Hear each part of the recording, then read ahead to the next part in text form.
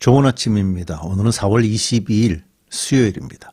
즐겁고 감사한 하루 되시기 바랍니다. 자, 하란에 들어간 야곱에게는요, 비록 20년의 고단 세월이 기다리고 있었지만 출발은 상당히 좋았습니다. 일찍이 하나님께서 그를 인도해 주시겠다고 약속하신 바도 있었고요. 또 그가 하란으로 간 주된 이유, 곧 적당한 아내를 구하는 일도 거의 순식간에 이루어지는 것처럼 보였습니다. 하지만 그에게는 만만찮은 인생이 기다리고 있었죠. 자, 오늘 함께 우리 오늘과 내일 이틀 동안 이 야곱의 모진 인생 수업을 한번 들여다보도록 하겠습니다. 창세기 29장입니다. 1절입니다. 야곱이 줄곧 길을 걸어서 드디어 동방 사람들이 사는 땅에 이르렀다. 거기에 우물이 있는데 그 곁에 양떼 세 무리가 엎드려 있는 것이 보였다. 그곳은 목자들이 양떼에게 물을 먹이는 우물인데 그 우물 아귀는 큰 돌로 늘 덮여 있어서 양떼가 다 모이면 목자들이 우물 아귀에서 그 돌을 굴려내고 양떼에게 물을 먹이고 다 먹인 다음에 다시 돌을 굴려서 우물 아귀를 덮고는 하였다. 야곱이 그 목자들에게 물었다. 여보십시오. 어디에서 오시는 길입니까? 그들이 대답하였다. 우리는 하란에서 오는 길입니다. 야곱이 그들에게 또 물었다. 나홀이라는 분의 손자인 라반이라는 분을 아십니까? 그들이 대답하였다. 아, 예, 우리는 그를 잘 압니다. 야곱이 또 그들에게 물었다. 그분이 평안하게 지내십니까? 그들이 대답하였다. 잘 삽니다. 아, 마침 저기 그의 딸 라헬이 양떼를 몰고 옵니다. 야곱이 말하였다. 아직 해가 한창인데 아직은 양떼가 모일 때가 아닌 것 같은데 양떼에게 물을 먹이고 다시 풀을 뜯기러 나가야 하지 않겠습니까? 그들이 대답하였다. 그렇지 않습니다. 양떼가 다 모일 때까지 기다렸다가 양떼가 다 모이면 우물 아귀의 돌을 굴려내고서 양떼에게 물을 먹이는 것입니다. 야곱이 하란에 가까이 갔을 때요, 우물가에 세 무리의 양떼가 누워 있는 것을 보았습니다. 야곱은 그 양떼들의 목자에게 어디에서 왔는지를 물었죠. 그들은 하란에서 왔다고 대답했습니다. 야곱은 그들에게 나홀의 손자 라반을 아느냐고 물어보았고요. 그들은 잘 안다고 대답을 했습니다. 그러면서 라반의 딸 라헬이 지금 양떼를 몰고 오고 있습니다 라고 대답을 했죠. 야곱은요, 자기의 생각과 판단으로 해가 아직 남아있는데 양떼에게 물을 먹이고 다시 가서 풀을 뜯기라고 했습니다. 그러나 그들은 그 우물에서 물을 먹는 양떼들이 다 모일 때까지 물을 먹이지 않고 있다가 모두 다 모이면 우물의 뚜껑을 열어 물을 먹인다고 하였습니다. 그것은 아마 하란 지역의 목자들이 서로에게 한 약속이고 계약인 것으로 보입니다. 야곱의 생각과 그것 목자들의 말을 들어보면 가나안의 목자보다 하란의 목자들이 더 신사적이었던 것 같아요. 야곱은 그 지역의 규칙에 대하여 신선하게 여기면서 모든 양떼가 모일 때까지 기다렸습니다. 9절입니다. 야곱이 목자들과 말하고 있는 사이에 라헬이 아버지의 양떼를 이끌고 왔다. 라헬은 양떼를 치는 목동이다. 야곱이 외삼촌 라반의 딸 라헬과 그가 치는 외삼촌의 양떼를 보고 우물 아귀에서 돌을 굴려내어 외삼촌의 양떼에게 물을 먹였다.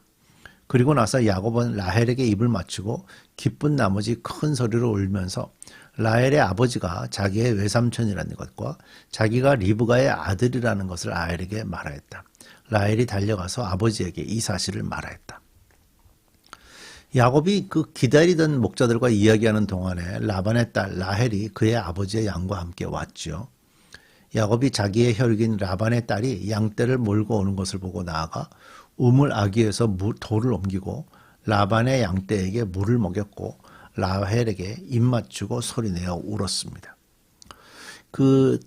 이 우물 아귀에 있는 돌은요, 일반적으로 장정이 혼자서 옮기기에는 쉽지 않은 무게라고 합니다. 보통 그래서 두 사람 정도가 같이 드는데 야곱이 이제 돌을 옮겼다라고 얘기하는 거 보니까 야곱도 이렇게 형 에서와 마찬가지로 힘이나 체격이나 충분히 있었던 걸로 보입니다. 처음 본 사람의 행동에 당황해하는 라헬에게 야곱은 자기의 신분을 밝혔고요.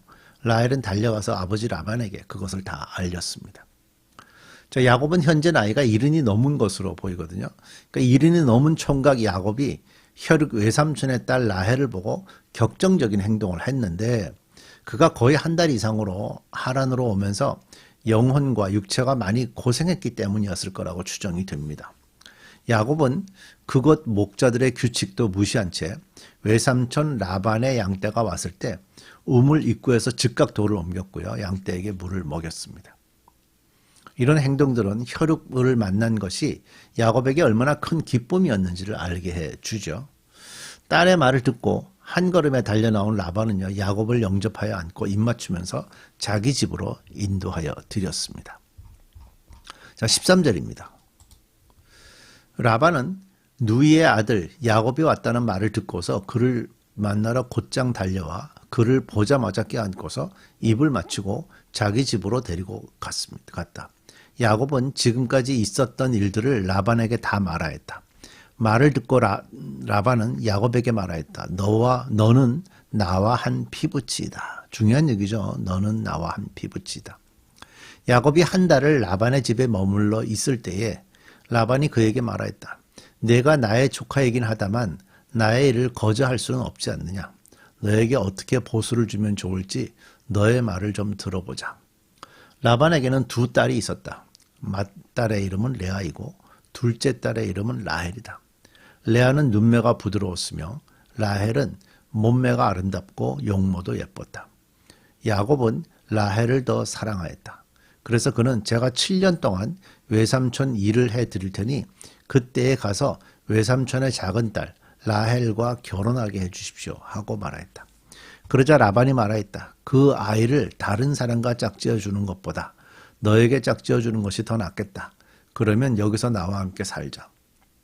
야곱은 라헬을 아내로 맞으려고 7년 동안이나 일을 하였지만 라헬을 사랑하기 때문에 7년이라는 세월을 마치 며칠같이 느꼈다. 외삼촌 라반의 집에 들어간 야곱이요, 자기가 하란에 오게 된 모든 과정을 그에게 말하였습니다. 그러면서 라반은 야곱에게 너는 나와 한 피부치이다 라고 말을 했어요. 저는 이 말에 어떤 글쎄요, 원래 이런 말을 할 때 그 라반이 생각하고 말했는지는 모르지만 추정컨대 이 말에는 라반이 야곱을 반가워했다 하는 의미와 함께 좀 약간의 미묘한 어떤 그런 분위기가 여기 느껴지죠. 내일 우리가 이제 읽게 되겠지만요. 뭐 성경을 아시는 분들은 대개 이 내용을 다 알지만 라반이 라헬과 결혼시킨 날, 그러니까 7년 동안 야곱이 일을 하고 그리고 이제 결혼을 하기로 해서 첫날 밤을 맞이할 때 라반이 어떻게 했는가 하면 첫째 딸 레아를 야곱에게 들여보냈어요. 근데 이제 깜깜하게 해놓고 들여보냈기 때문에 옛날에는 뭐 밤에 깜깜하잖아요. 사실은 깜깜하게 들여보냈기 때문에 야곱은 그 여인이 라헬인지 몰랐습니다. 그러고는 하룻밤을 보냈죠. 그러고 보니까 야곱 입장에서는 속은 거예요. 이제 그런 내용이 이제 나오게 되는데 7년 동안 일한 야곱을 이제 속였죠. 그러니까 결국 이 라반의 모습이나 야곱이 속여서 그 형이 받아야 될 장자권을 다 축복을 받은 것이나 뭐 그런 어떤 너는 나와 한 피부치다 하는 것들이 좀 느껴지죠. 내가 아버지를 속였느냐? 나도 잘 속이는 사람인데 우리 서로 비슷하네? 그런 것 같은 느낌이 드는 너는 참으로 내 혈육이다. 너는 나와 한 피부치다. 이런 표현을 하지 않았나 하는 생각이 듭니다. 야곱은 라반의 집에 한 달 동안 지내면서 외삼촌의 양떼들을 돌보며 이런저런 일에 매우 성실하게 일했을 것입니다. 라반은 거저 일하지 않고 삭슬 줄 테니 받기 원하는 품삯을 제시하라고 야곱에게 말했고요. 라반은 한 달 동안 지내면서 야곱이 라헬을 사랑하고 좋아하는 것을 알아차렸던 것으로 보입니다. 야곱은 외삼촌에게 품삯을 말하면서 라헬을 자기에게 아내로 주시면 7년을 보수 없이 섬기겠다고 했습니다. 그것은 라반에게 그렇고 나쁘지 않았습니다. 라반은요, 야곱의 품삯의 조건을 받아들였죠. 야곱은 사랑하는 라헬을 위해서 7년을 하루같이 며칠같이 여기면서 최선을 다해서 외삼촌의 양떼들을 돌보았습니다. 라헬과 결혼한 날에 라반에게 속아서 다시 7년을 무보수로 봉사하게 된 야곱이 고향으로 돌아가기로 했을 때 외삼촌은 또 붙들어요. 이제는 재산이 필요하지 않냐? 그러면서 그 재산 형성을 위해서 또 6년간 더 일하도록 유도했죠. 그리고 이제 야곱은 사실은 그러면서 큰 양떼를 소유한 부자가 됐어요. 야곱은 속이는 방법을 통해서 아버지의 축복을 받았고요. 또한 야곱은 속임 당하는 방법을 통해서 사랑하는 아내 라헬을 얻었습니다. 하지만 야곱은 자기에게 주어진 하나님의 약속을 한순간도 의심 없이 믿음으로 그 모든 고난을 감수하며 견뎌갑니다. 쉽지 않은 인생의 길을 걷고 있는 야곱의 모습인 거죠. 우리 기도하겠습니다.